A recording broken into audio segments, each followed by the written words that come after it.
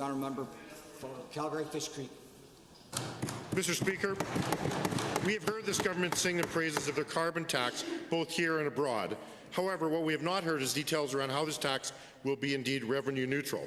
To the Minister of Environment, given that British Columbia is legislated to return every single dollar it collects from the carbon tax, which is true revenue neutrality, and on your own website, returning money from the carbon tax to Albertans is listed last when detailing how the revenue will be spent, why won't you come clean and admit your carbon tax is not revenue neutral?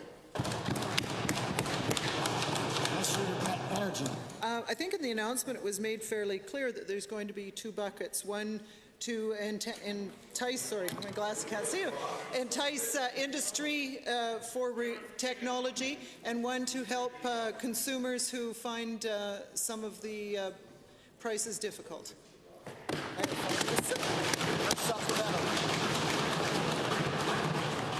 To the Minister of the Environment, Alberta's own Robin Hood, given that when asked if the money from the carbon tax would be used to reduce other taxes, exactly what BC does, this Premier stated that would not necessarily lead to the kind of change we are trying to generate here, while also stating some people may actually benefit financially from measures within this plan through direct rebates. Will you admit the lack of revenue neutrality in your plan makes this carbon tax more about wealth redistribution than about tackling climate change? Minister of Energy. Thank you, Mr. Speaker, for the question.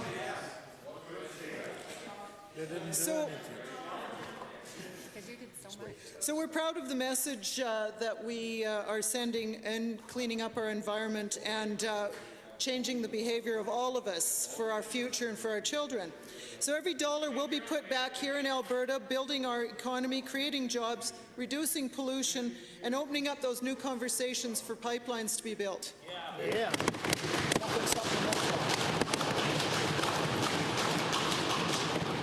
Also to the Minister of Environment, given that this government does not intend to reduce taxes with money obtained through the carbon tax, and given that middle-income Albertans now fear that commuting to work, driving their kids to sports, and heating their home will now place an undue financial burden upon them with no rebates or tax reductions in sight, why does your government think tax slapping the everyday lives of hardworking Alberta families, again kicking them while they are down, is the best way to address climate change?